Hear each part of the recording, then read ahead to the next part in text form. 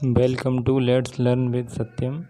आज हम देखते हैं कि जो पिछला पार्ट था हमारा, इसमें यूनिट मेजरमेंट से हमने 50 क्वेश्चन सॉल्व करे थे रेलवे में आए हुए। तो आज हम देखते हैं कि 51 से 100 तक जो भी question previous year unit and measurement से पूछे गए हैं रेलवे में, उन सब क्वेश्चन को सॉल्व करते हैं।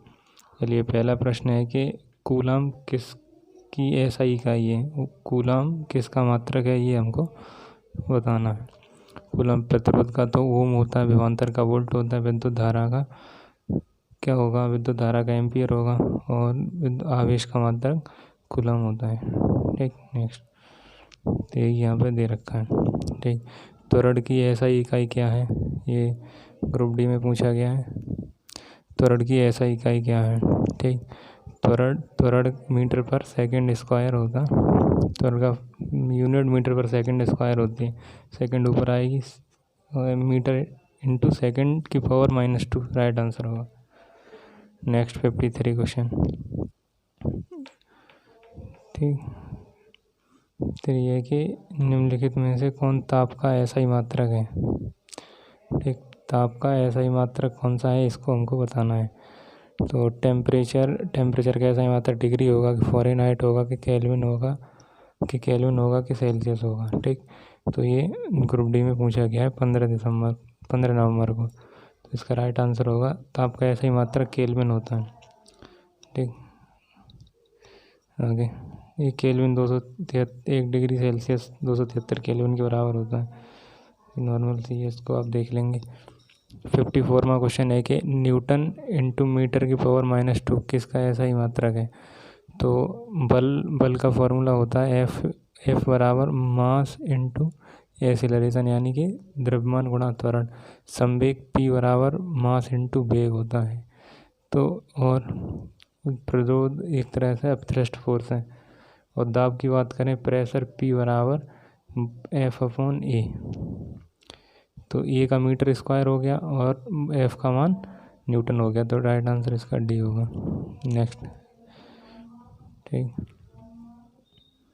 55। भार की ऐसा इकाई वही है जो किसकी है। तो पार्ट फर्स्ट में भी सॉल्व करे थे कि W बराबर M/G होता है। ठीक, हमको F बराबर MA होगा। ठीक, F बराबर MA। तो जो G की यूनिट होती है वही A की यूनिट होती है। तो और M मास का तो यूनिट सेम रहेगा, तो भार की इकाई बल की इकाई के बराबर होगी। एक नेक्स्ट क्वेश्चन। दी गई भौतिक राशियों में क्या सापेक्ष राशि है। तो सापेक्ष राशि की बात करें कि यानी कि जिसमें कोई परिवर्तन ना हो सके, तो टाइम यानी कि किसी पे कोई डिपेंड ना हो, तो उसको सापेक्ष राशि कहते हैं, यानी कि रिलेटिव क्वांटिटीज। तो इसका आंसर ए राइट सही होगा। समय सापेक्ष राशि नहीं है। ठीक, जैसा कि यहाँ लिखा है कि सापेक्ष राशियाँ नहीं होती क्योंकि भौतिक राशियों पर निर्भर नहीं होता है। ठीक, निम्नलिखित में से किस राशि के लिए मात्रक नहीं होता। तो पिछली वीडियो में भी करे थे कि आपेक्षिक घनत्व का कोई मात्रक नहीं होता है। ठीक, 58 क्वेश्चन के निम्न में से किस युग्म की इकाइयाँ समान नहीं होती हैं। ठीक, निम्न में से किस युग्म की इकाइयाँ समान नहीं होती, ये हमको बताना है। कि कार्य और ऊर्जा सेम होता है, और दूरी और विस्थापन दोनों का मीटर होता है। चाल भी मीटर पर सेकंड, वेग भी मीटर पर सेकंड। तो बल बराबर m मास गुणा एक्सीलरेशन होगा, और प्रेशर P बराबर force upon per unit area होगा। तो डी विल भी इसका डी आंसर सही है। मतलब कि इसमें ये दोनों सेम नहीं है, बाकी की ये भी सेम है, ये भी सेम है, बाकी सब सेम है, ये सेम नहीं है। 59 क्वेश्चन है कि प्रतिरोधकता का मात्रक क्या है। प्रतिरोधकता का मात्रक क्या होता है, ये इसमें पूछा है, यानी कि ओम इंटू मीटर प्रतिरोधकता का मात्रक है। नेक्स्ट 60। मंदकता का अंतर्राष्ट्रीय यूनिट क्या है, ये ग्रुप डी में पूछा गया है। मंदकता जब एक्सीलरेशन नेगेटिव में हो जाए तो वही मंदन कहा जाता है। त्वरण का मीटर पर सेकंड स्क्वायर। तो D will be right answer. ठीक, क्वेश्चन नंबर 61। 61 में कहा गया है कि किन युग्म का SI इकाइयाँ दोनों की सेम है। तो ये हमको बताना है किस किस की सेम है। संवेग और बल तो सेम नहीं होगा, क्यों संवेग P बराबर मास इंटू वेलोसिटी और फोर्स बराबर मास इंटू एक्सीलरेशन। तो बल और फोर्स ये भी सेम नहीं होगा, बल और दूरी भी सेम नहीं होगा। तो कार्य और ऊर्जा D will be right answer. ठीक, नेक्स्ट 62। एक पास्कल में कितने, मतलब एक पास्कल बराबर कितने होता है? एक पास्कल दाब का मात्रक होता है। ठीक, एक पास्कल न्यूटन प्रति मीटर स्क्वायर होगा। अगर इतना ही पता है कि एक पास्कल दाब का मात्रक है, फिर भी सही कर लेंगे। तो इसमें करना है मिलान। ठीक, तो इसमें आपको बताना है कि कौन सा इसमें सही है। तो शक्ति इसमें बताना है, एक हॉर्स पावर में 746 वाट होते हैं, ये बिल्कुल सही है। 1 किलोवाट घंटा में 1000 वाट होते हैं, ये भी सही है। 1 किलोवाट इंटू घंटा में, ठीक, 1000 वाट होंगे। गलत है। 1 किलोवाट इंटू घंटा की बात करें तो इसमें समय का गुणा होगा, तो इसमें 3.6 × 10⁻6 जूल होंगे। 1 किलोवाट में 1000 वाट होंगे। 1 वाट में नैनोमीटर होगा, 1 नैनोमीटर होगा। तो फर्स्ट का A, सेकंड का C, 3 का B, 3 का B कौन से में, 3 का B कौन से में, A में। तो A will be right answer. ठीक, इसको देखिए। नेक्स्ट क्वेश्चन है कि विद्युत धारा का अंतर्राष्ट्रीय इकाई क्या होती है? विद्युत धारा का मात्रक का एम्पियर हो। नेक्स्ट क्वेश्चन है क्वेश्चन नंबर 65।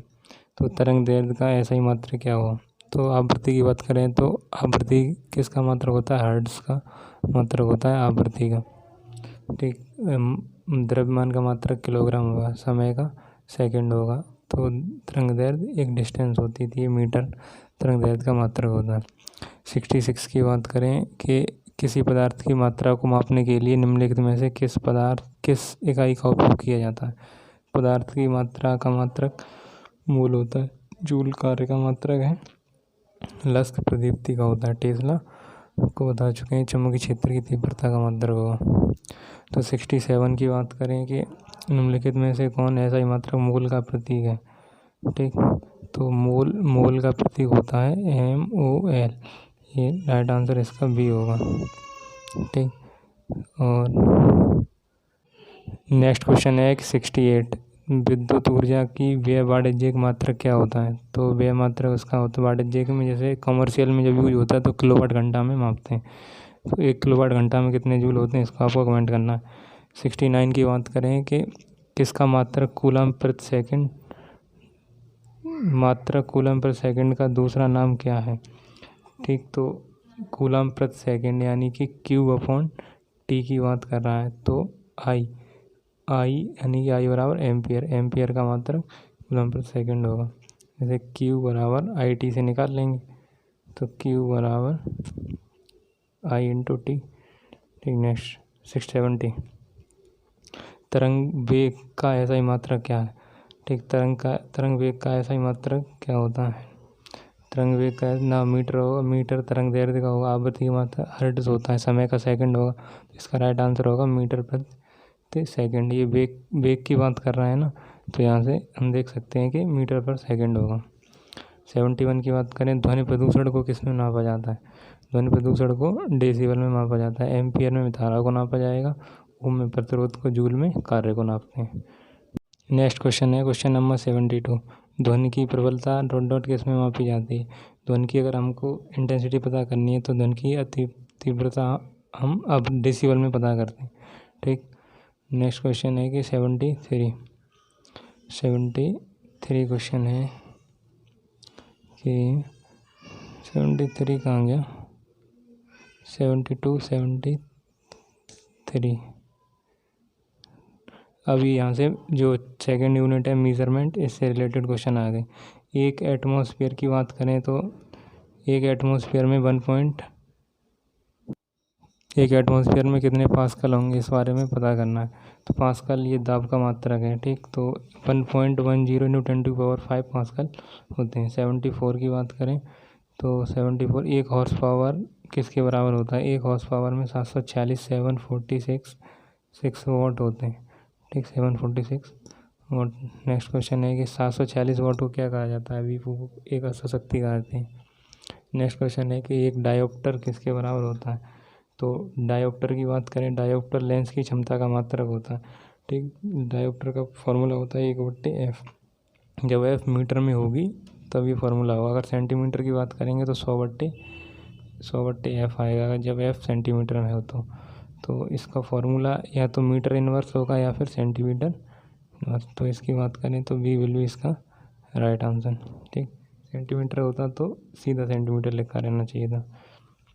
तो अब बात करें 1 मीटर कितने माइक्रोन के बराबर होता है? 1 मीटर में 10⁻⁻6 माइक्रोन होंगे, ठीक। 1 माइक्रोन में अगर मीटर की बात करेंगे, 1 माइक्रोन में मीटर की बात करेंगे तो इतने आएंगे। 1 मीटर में माइक्रोन की बात करेंगे तो प्लस में आएगा, क्योंकि मीटर बड़ी यूनिट है, छोटी में जाना है तो 10⁻6 में। अगर बात करता है कि 1 माइक्रोन में कितने मीटर होंगे तो 10⁻6 होगा, ठीक। नेक्स्ट 78। तो यहाँ कुछ यूनिट दे रखी हैं, जैसे तो 1 मीटर में 10⁻6 माइक्रोन होते हैं, 1 मीटर में 10⁻3 मिलीमीटर होंगे, 1 मीटर में 3.2 फीट, और 1 मीटर में 10⁻³ किलोमीटर होंगे, और 1 मीटर में 10⁻9 नैनोमीटर होंगे। छोटी यूनिट की तरफ जा रहे हैं तो प्लस की तरफ बढ़ेंगे। तो 1 मीटर में 1 मीटर में पिकोमीटर की बात करें तो 10⁻12 होंगे पिको की। फेमटो की बात करेंगे 10⁻15 होंगी, ठीक। नेक्स्ट 78। परमाणु त्रिज्या को किस में नापा जाता है? परमाणु त्रिज्या ऑलवेज नैनोमीटर में नापी जाती है, ठीक। तो एक नैनोमीटर, 1 मीटर में कितने नैनोमीटर होंगे? 10⁹, ठीक। नेक्स्ट परमाणु त्रिज्या नैनोमीटर में हमेशा नापी जाती है। प्रदीप्ति किसका मात्रक है? लक्स मीटर का मात्रक को प्रदीप्ति लक्स मीटर में नापी जाती है। नेक्स्ट 80 क्वेश्चन है कि 1 किलोवाट में कितने जूल होंगे? तो 1 किलोवाट में जूल की बात करें तो यानी कि 10⁻3, तो इसमें 1 किलोवाट में जूल की बात होंगी। इस घंटे को सेकंड में बनाएंगे तो 60 × 60, तो 10 3 यहाँ, 1 4 1 5, तो 5 तो जीरो आएंगे, और लेकिन 36 × 10⁵।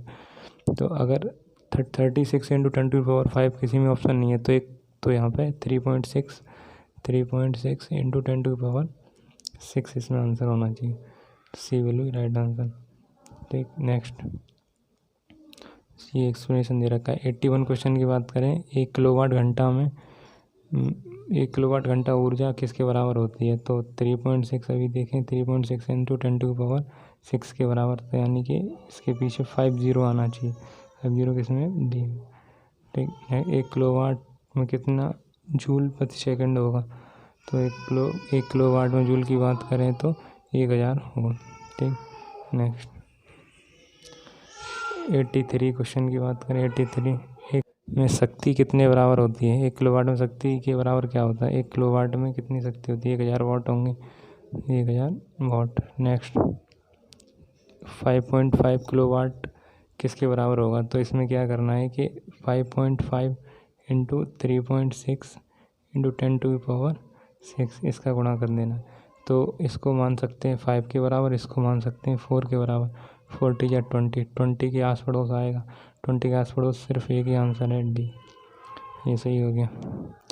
तो ऐसे ही सेम क्वेश्चन है कि 5.6 किलोवाट में कितना होगा? ये 20 से थोड़ा अधिक आएगा, जैसे अभी हमने करा 5.6 × 3.6, तो इसको पूरा 5 मानो, इसको 4 मानो, तो 4 5 या 20 के आस पड़ोस होगा, 20 के आस पड़ोस, बाकी सब कितने दूर दूर हैं, तो यही राइट आंसर होगा। तो 86 की बात करें, क्वेश्चन नंबर 86, तो 86 में क्या कह रखा है कि 1 न्यूटन कितने के बराबर होता है? तो न्यूटन F बराबर हमको पता है कि मास × एक्सीलरेशन होगा। तो एक द्रव्यमान 1 kg के बराबर होगा, तो एक त्वरण 1 मीटर/सेकंड² के बराबर होगा, तो we will be right answer. तो 1 न्यूटन सेम रिपीटेड kg/मीटर/सेकंड²। 4.6 किलोवाट में कितने जूल होंगे? तो हमको पता ही है कि 4.6 × 3.6 इन दोनों का मल्टीप्लाई करना है। तो इसको मैं 4 मान लूँ, इसको 3 मान लूँ, 4 3 जा 12 यानी कि 3.6 ठीक 4.5 इंटू 3। तो इसकी मल्टीप्लाई जब करेंगे तो इसके लिए क्या करेंगे, सबसे पहले जैसे 4.6 है, जैसे 4.6 और 3.6 का गुणा करना है तो दोनों ही आधे आधे से ज़्यादा हैं, तो एक को अधिक करो एक को कम करो। 4.56 की जगह यहाँ 5 लिख ले रहे हैं, इसको 3 लिख रहे हैं, 4 3 या 15। तो 15 से अधिक ही आएगा क्योंकि यहाँ हमने एक एक एक्स्ट्रा ही छोड़ दिए हैं, तो we will be right answer. मतलब इसको थोड़ा आराम से करेंगे तो सही रहेगा। 2 किलोवाट में कितने जूल होंगे, 3.6 में 2 का मल्टीप्लाई करना है और 10⁶ होंगे इंटू 10⁶। तो 36 दूनी 72 कर लेंगे, तो यानी कि 7.2 और पावर किस में 6 है, बी में, तो बी विल बी इसका राइट आंसर 89 का। और 90 की बात करें कि 4.2 में कितने जूल की होंगे, तो 4.2 इंटू 3.6। तो मैं इसको 4 मान ले रहा हूँ और इसको भी 4 मान ले रहा हूँ। तो अब मैं क्या करूँगा, इसको मैंने एक्स्ट्रा माना है तो टोटल जो भी निकलेगा उसमें से थोड़ा कम ही मानना पड़ेगा। 4 4 जा 16 यानी कि 16 में से थोड़ा सा कम, थोड़े में 16 कम कौन सा है, 16 से थोड़ा कम कौन सा है, बी, यानी कि 15 विल बी राइट आंसर। कोई भी आंसर निकालेंगे आराम से निकलेगा। अगर एक को अधिक मानना है तो दूसरे को थोड़ा कम मानना पड़ेगा, दोनों को ही अधिक मानेंगे तो एडसेंस टोटल पूरा कम करेंगे। प्रकाश वर्ष द्वारा किसे नापा जाता है, प्रकाश वर्ष हमको पता है दूरी का मात्रक है। ठीक, नेक्स्ट, 1 नैनोमीटर में कितने मीटर होंगे, 10⁻, 1 नैनोमीटर में कितने मीटर होंगे, 1/10⁻, कहाँ गया भाई, 1/10⁻⁹ होंगी। तो इसका राइट आंसर होगा डी। ठीक, ये यानी 1 नैनोमीटर की बात करें 10⁻⁹ मीटर आएगा। तो -9 मीटर कब आएगा, जब 1/10⁹ होगा, तब इतने मीटर होगा तभी तो ऊपर आएगा माइनस में। तो इसीलिए डी इसका राइट आंसर होगा, डी इसका राइट आंसर। 93 की बात करें, 1 कूलम प्रति सेकेंड, कूलम Q/T किसका मात्रक होता है, आई का, आई यानी कि 1 एम्पियर के बराबर होगा। 1 पिकोमीटर किसके बराबर होगा, ठीक, 1 पिकोमीटर बड़े छोटे से बड़े के रूप में जाना है, पिको 12 के बराबर होता है, 10⁻⁻12 मीटर। ठीक, 1 मीटर में पिको की बात करता तो 10⁻12 लिखते हैं। नेक्स्ट 95 की बात करें, 1 जूल मीन्स कार्य का मात्रक है, वर्क W बराबर F इंटू डी। ठीक, तो F न्यूटन और D metre, newton into metre, तो A will be right answer.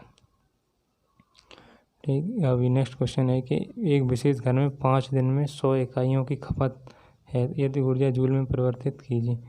तो 5 दिनों में 100 इकाई की खपत है, तो हमको क्या करना है कि 100 इकाइयों की खपत निकालनी है।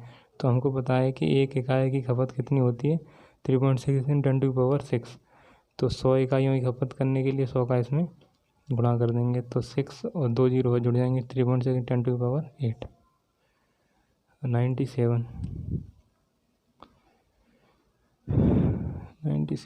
97। ठीक, माप, अब मेजरमेंट इंस्ट्रूमेंट से क्वेश्चन पूछा जा रहा है कि हाइग्रोमीटर ये आर्द्रता मापी होता है। ठीक, हाइग्रोमीटर आर्द्रता मापी होता है। तो जैसे ही वस्तु का तापमान, अगर टेम्परेचर पता करना है तो थर्मामीटर का यूज़ करते हैं, घनत्व पता करना है हाइड्रोमीटर का, ऊष्मीय विकिरण पता करेंगे तो वोल्यूमीटर का यूज़ करा जाता है। ठीक,